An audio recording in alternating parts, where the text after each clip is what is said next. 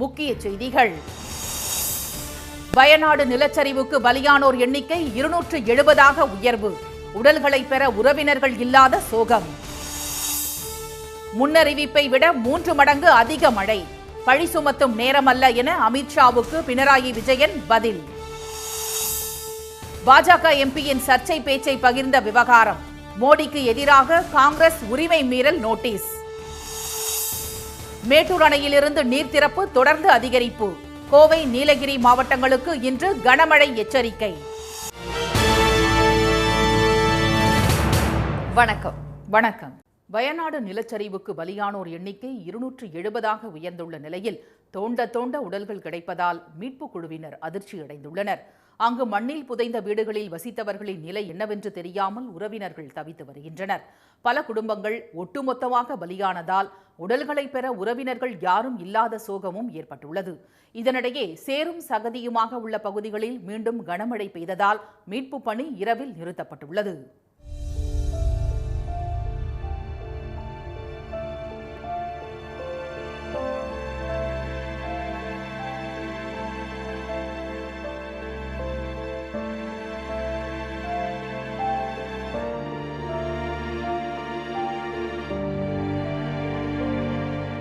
நிலச்சரிவு நடந்த பகுதிகளில் மீட்பு பணிகளை ஒருங்கிணைக்க கட்டுப்பாட்டு அறை அமைக்கப்பட்டுள்ளது. 2 ஹெலிகாப்டர்களும் பயன்படுத்தப்பட்டு வரும் நிலையில் தேவையான உபகரணங்களை கொண்டுவர நடவடிக்கை எடுக்கப்பட்டுள்ளது. என்னென்ன எக்யூப்மெண்ட்ஸ், என்னென்ன வாகனங்கள் தேவை, என்னென்ன பவர் ஷோ போன்ற எக்யூப்மெண்ட்ஸ் தேவைன்னு உள்ளதை கண்டறிந்து கோயம்புத்தூர், ஈரோடு, திருப்பூர் போன்ற பகுதிகளிலிருந்து அதை மொபிலைஸ் பண்ணி ஒரு 10 Hitachi vehicle, 20 mobile freezer units நாங்கள் மொபிலைஸ் பண்ணியிருக்கோம். அதே போல் ஒவ்வொரு முகாம்களையும் நாங்கள் போய் ஆய்வு செஞ்சுட்ருக்கோம். இன்றைக்கி கல்பட்டா முடித்து இப்போ மேப்பாடி இந்த சிறப்பு முகாமில் இங்கே கிட்டத்தட்ட 1000க்கும் மேற்பட்ட மக்கள் இங்கே இந்த முகாமில் தங்குறாங்க. இங்கே தமிழகத்தை சார்ந்த மக்கள் யாராவது இருக்கிறார்களா, இல்லை அவங்களுக்கு யாருக்காவது அபாயம், ஒரு தவிர்க்க முடியாத சூழ்நிலையில் ஒரு அபாயம் ஏற்பட்டுள்ளதா, அந்த மாதிரி விவரங்களை கண்டறிந்திருக்கிறோம்.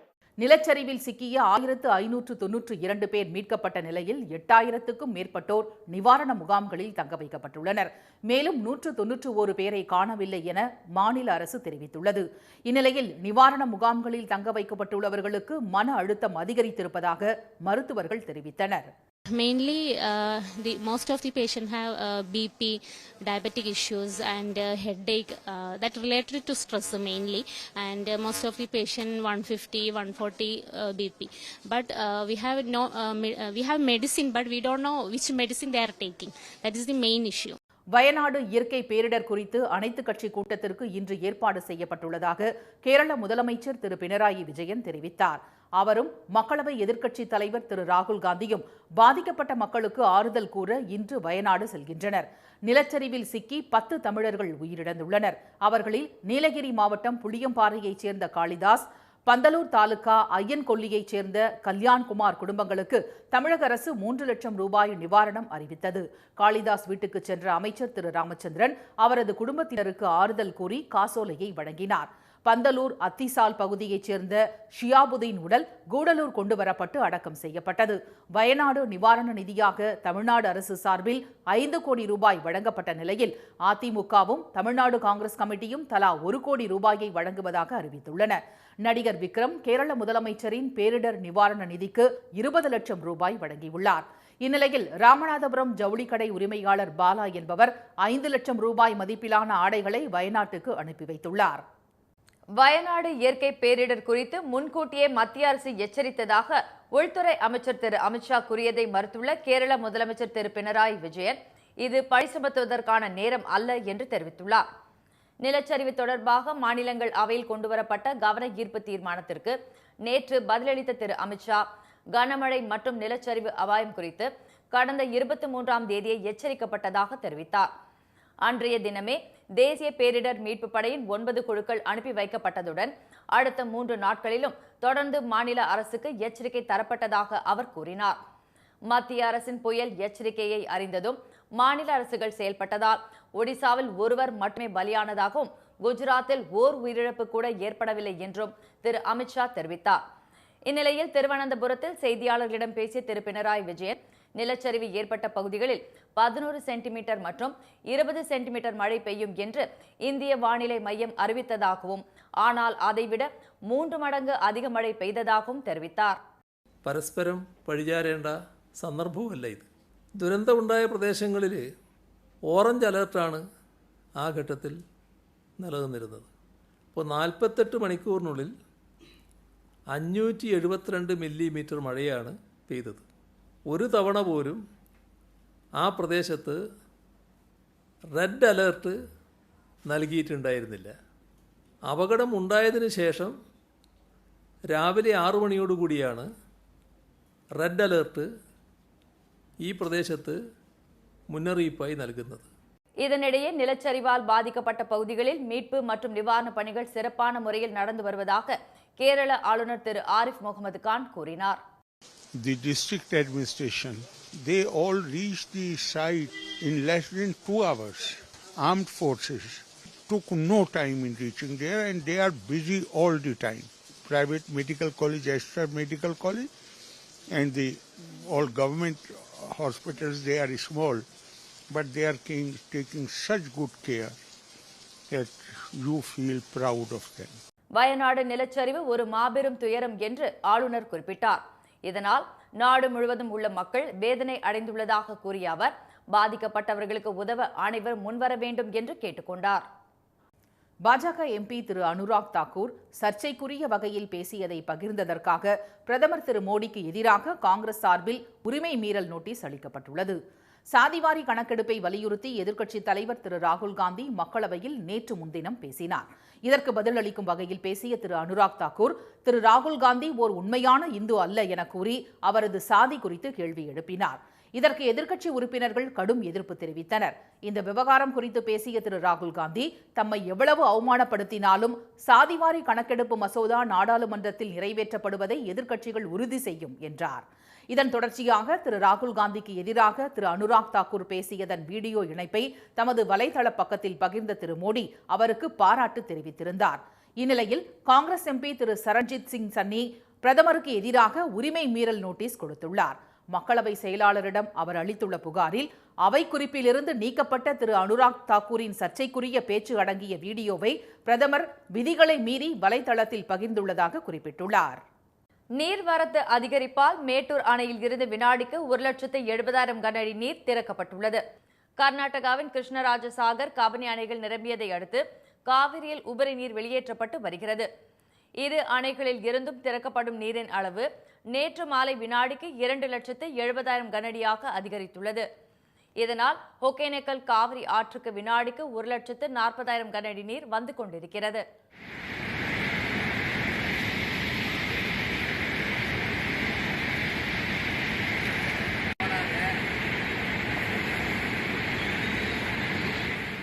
மேட்டூர் அணைக்கு நீர்வரத்தும் வினாடிக்கு 1,50,000 இருந்து 1,70,000 கனஅடியாக அதிகரித்துள்ளது.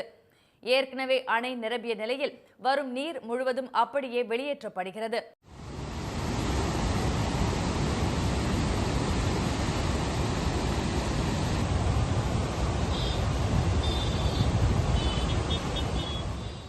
மேட்டூர் அணையில் இருந்து தண்ணீர் திறக்கப்பட்டதை அடுத்து கரூர் மாவட்டம் குளித்தலை அருகே மாயனூர் கதவணைக்கு வினாடிக்கு 81,000 கனஅடியாக நீர்வரத்து அதிகரித்துள்ளதால் அங்கு குளிக்கவும் மீன்பிடிக்கவும் தடை விதிக்கப்பட்டுள்ளது. ஈரோடு கருங்கல் பாளையம் காவிரி ஆற்றில் இரு கரைகளையும் தொட்டபடி தண்ணீர் ஆர்ப்பரித்து செல்கிறது. நாமக்கல் மாவட்டம் பள்ளிப்பாளையம் காவிரி ஆற்றிலும் வெள்ளப்பெருக்கு ஏற்பட்டுள்ளது. கரையோர மக்கள் முகாம்களில் தங்க வைக்கப்பட்டுள்ள நிலையில் ஆற்றில் அடித்து செல்லப்பட்டவரை தீயணைப்பு துறையினர் மீட்டனர்.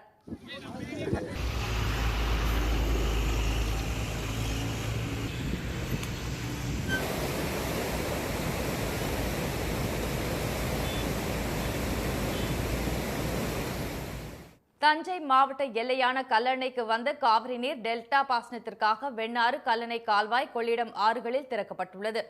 கொள்ளிடம் ஆற்றில் உபரி நீர் வெளியேற்றப்படுவதால் சீர்காழி மற்றும் பாபநாசம் அருகில் உள்ள கரையோர கிராம மக்கள் எச்சரிக்கையாக இருக்கும்படி அறிவுறுத்தப்பட்டுள்ளது. இதனிடையே சம்பா, தாளடி நெல் சாகுபடிக்காக மேட்டூர் அணையில் இருந்து தண்ணீர் திறக்கப்பட்டுள்ள நிலையில் தேசியமயமாக்கப்பட்ட வங்கிகளில் பயிர்க்கடன் வழங்க வேண்டும் என டெல்டா பகுதி விவசாயிகள் கோரிக்கை விடுத்துள்ளனர். கோவை, நீலகிரி மாவட்டங்களில் இன்று கனமழைக்கு வாய்ப்புள்ளதாக சென்னை வானிலை மையம் எச்சரித்துள்ளது. நீலகிரி மாவட்டத்தில் தென்மேற்கு பருவமழையின் தீவிரத்தால் கனமழை கொட்டியதில் உதகை, கூடலூர், பந்தலூர் உள்ளிட்ட பகுதிகளில் இயல்பு வாழ்க்கை முடங்கி போனது. மழை சற்று ஓய்ந்துள்ள நிலையில் இன்று கனமழை பெய்யும் என சென்னை வானிலை மையம் தெரிவித்துள்ளது. இதனால் திடீர் வெள்ளப்பெருக்கு மற்றும் நிலச்சரிவு ஏற்பட வாய்ப்புள்ளதால் பொதுமக்கள் பாதுகாப்பாக இருக்குமாறு மாவட்ட நிர்வாகம் அறிவுறுத்தியுள்ளது. சுற்றுலா பயணிகளும் பாதுகாப்பாக வந்து செல்லுமாறு அறிவுறுத்தப்பட்டுள்ளது. இதையடுத்து அங்கு பாதுகாப்பு மற்றும் முன்னெச்சரிக்கை நடவடிக்கைகள் மேற்கொள்ளப்பட்டு வருகின்றன. கூடலூர் செல்லும் தேசிய நெடுஞ்சாலையில் ஆகாச பாலம் என்னும் இடத்தில் சாலை பழுது பார்க்கும் பணி நடைபெறுவதால் மேட்டுப்பாளையத்திலிருந்து உதகை மற்றும் கூடலூருக்கு அத்தியாவசிய பொருட்கள் கொண்டு செல்லும் வாகனங்களை தவிர இதர வாகனங்கள் வருவதை ஒரு வாரத்திற்கு தவிர்க்குமாறு நீலகிரி மாவட்ட நிர்வாகம் கேட்டுக் கொண்டுள்ளது. இதனிடையே கனமழை எச்சரிக்கையை தொடர்ந்து அரக்கோணத்திலிருந்து 2 தேசிய பேரிடர் மீட்புக் குழுக்களைச் சேர்ந்த 60 பேர் நீலகிரி, கோவை மாவட்டங்களுக்கு அனுப்பப்பட்டுள்ளனர். ஜம்முவில் தீவிரவாதத்தை ஒடுக்க வனப்பகுதியில் முகாம்கள் அமைப்பதுடன் கிராம பாதுகாப்பு குழுக்களுக்கு நவீன ஆயுதங்களை வழங்கவும் மத்திய அரசு திட்டமிட்டுள்ளது. பாகிஸ்தானை ஒட்டிய ஜம்முவின் 485 கிலோமீட்டர் நீள எல்லைப்பகுதி மலைகள் மற்றும் அடர் வனங்களை கொண்டுள்ளது. அண்மை காலத்தில் ஜம்முவில் பாதுகாப்பு படையினருடன் தீவிரவாதிகள் அடிக்கடி மோதல்களில் ஈடுபட்டு வருகின்றனர். பாகிஸ்தானிலிருந்து ஜெய்ஷ்-இ முகமது இயக்கத்தினர் 40 பேர் ஜம்முவில் ஊடுருவி இருப்பதாக சந்தேகிக்கப்படுகிறது. அவர்கள் கத்துவா, டோடா, உதம்பூர், கிஸ்த்வார் பகுதிகளில் காடுகளில் பதுங்கியிருந்து அவ்வப்போது தாக்குதல் நடத்துகின்றனர். மேலும் உள்ளூர் கால்நடை வியாபாரிகளிடம் தீவிரவாதிகள் பணம் கொடுத்து உணவு தயாரித்து தருமாறு கேட்டுள்ளனர். கிராமவாசிகளின் இணையதள இணைப்புகளை அவர்கள் பயன்படுத்துவதாக கூறப்படுகிறது. இந்நிலையில் தீவிரவாதிகள் பிரச்சினை தொடர்பாக உள்துறை அமைச்சர் திரு அமித் ஷா, தேசிய பாதுகாப்பு ஆலோசகர் திரு அஜித் தோவல், ராணுவம் மற்றும் மத்திய சிறப்பு காவல்படை அதிகாரிகள் பல கட்டங்களாக ஆலோசனை நடத்தியுள்ளனர். அதையடுத்து வனப்பகுதியில் சிறப்பு அதிரடி படையினரின் 75 முகாம்களை அமைக்கவும், கிராம பாதுகாப்பு குழுக்களுக்கு தானியங்கி துப்பாக்கிகளை வழங்கவும் முடிவு செய்யப்பட்டுள்ளது. இணைய பயன்பாட்டுக்கான கடவுச்சொல்லை புதியவர்களிடம் பகிரக்கூடாது என விழிப்புணர்வு ஏற்படுத்தவும் நடவடிக்கை மேற்கொள்ளப்பட்டுள்ளதாக தகவல்கள் கூறுகின்றன. மேலும் ஒடிஷாவிலிருந்து 2000 வீரர்கள் கொண்ட 2 எல்லை பாதுகாப்பு படை பிரிவுகளை ஜம்முவுக்கு அனுப்ப உத்தரவிடப்பட்டுள்ளது. கனமழையால் வெள்ளக்காடான டெல்லியில் அடுத்த 24 மணி நேரத்திற்கு அதிகனமழைக்கான சிவப்பு எச்சரிக்கை விடுக்கப்பட்டுள்ளது. தலைநகரை சுற்றியுள்ள பகுதிகளில் 2 நாட்கள் கனமழை பெய்யும் என்றும், ஹரியானா, பஞ்சாப், குஜராத், மத்திய பிரதேசம், மகாராஷ்டிரம் ஆகிய மாநிலங்களிலும் கனமழை பெய்யும் என்றும் இந்திய வானிலை மையம் எச்சரித்திருந்தது. இந்நிலையில் டெல்லியின் பல பகுதிகளில் நேற்று வெளுத்து வாங்கிய கனமழையால் சாலைகளில் வெள்ளம் பெருக்கெடுத்தது. புதிய நாடாளுமன்ற வளாகம், ராஜேந்தர் நகர் உள்ளிட்ட இடங்களில் தண்ணீர் தேங்கியது. சாந்திபாத், கிரீன் பார்க், மின்டோ பாலம் உள்ளிட்ட இடங்களில் குளம் போல் தண்ணீர் தேங்கியதால் கடும் போக்குவரத்து நெரிசல் ஏற்பட்டது.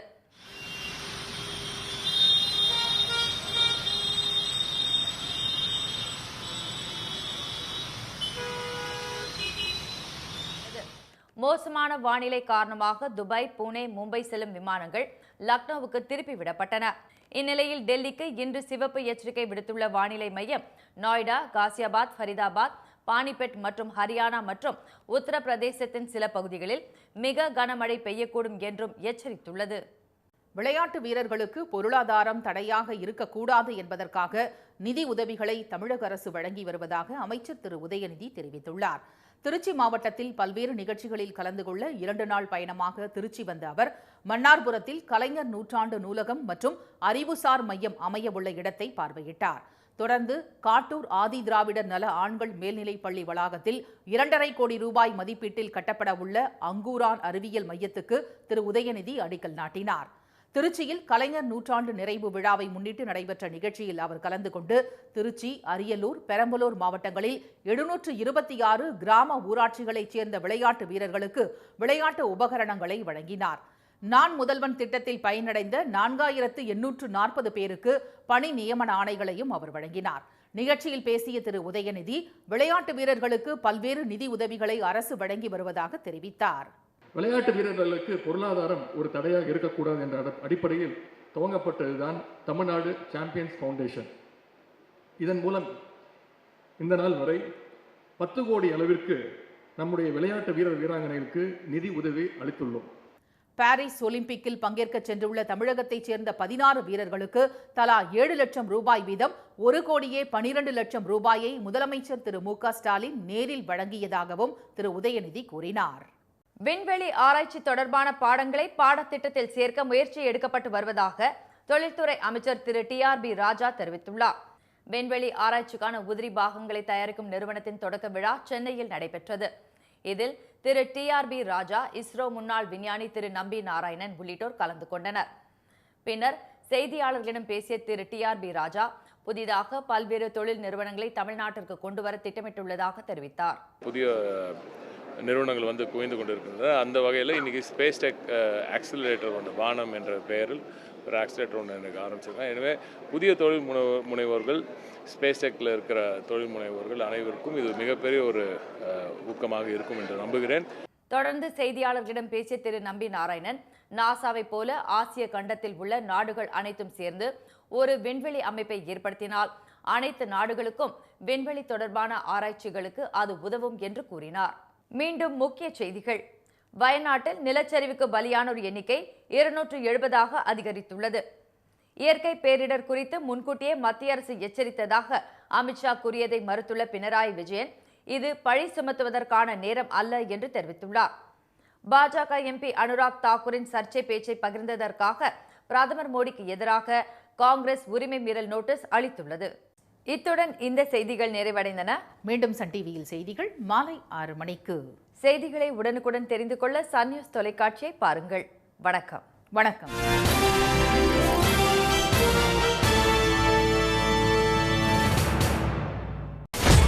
சன் நியூஸ் வாட்ஸ்அப் சேனலை ஃபாலோ செய்யுங்கள். QR கோடை ஸ்கேன் செய்து சன் நியூஸோடு இணைந்திருங்கள்.